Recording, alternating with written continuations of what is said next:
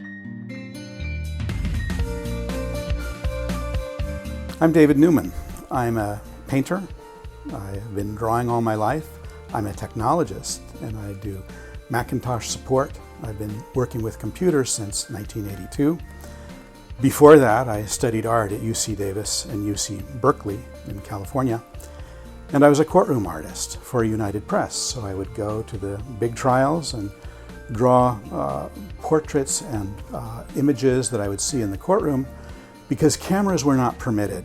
And in many cases, they're still not permitted.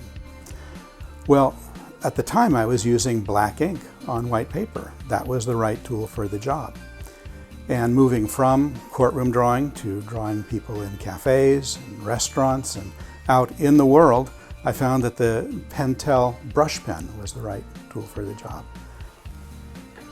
This was it. Before the iPad, it's a brush with black ink inside. I started to add color to my work using the Swiss fancy crayons. These are Caran d'Ache crayons, and I love them.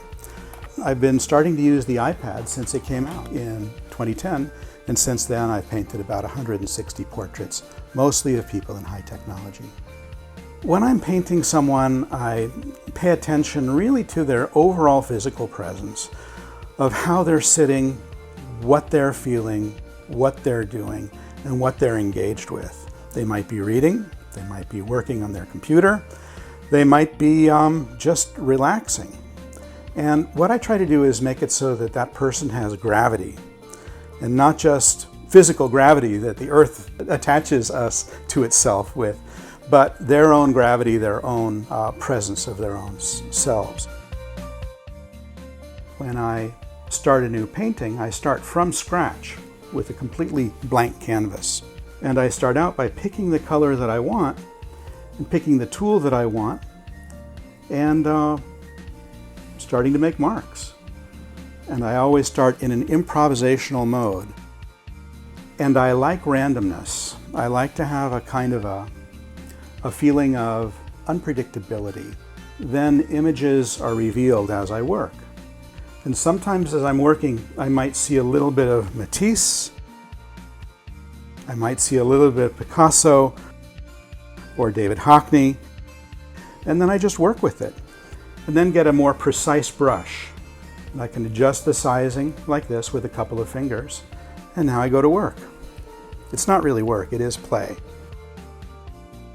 The main feeling about using the iPad is that it gives me complete power over color, texture, form, over improvisational feeling, and I can do it in a way that is not going to spill, and it's not going to have odors, and I can do many expressions and make lots of changes and come up with something that's just as compelling as if I did it with traditional tools. I do try to incorporate my mistakes when I'm painting. And sometimes the mistakes are the best part because they lead into the unknown.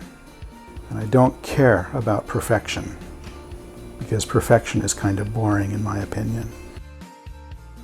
I will include what's around the person or what the person is working with or involved with in an improvisational sense. That is to say, if the background is compelling, I'll draw a little bit of the background. If they're reading a book, I will draw the book. But it is based entirely on what I feel.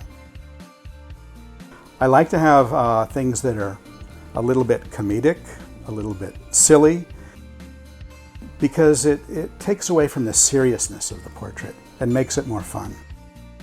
It should be fun for the artist and also fun for the eye to look at.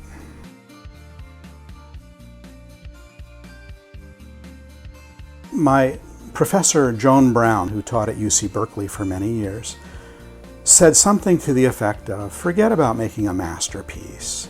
Don't waste your time. Every day, draw or paint something that's right in front of you. Do portraits at home. Paint your father, paint your mother, paint your brothers, your sisters. Look in the mirror, paint yourselves. Draw whatever's in front of you that day, and then after one full year, you will know how to draw. So, painters of tomorrow, have fun.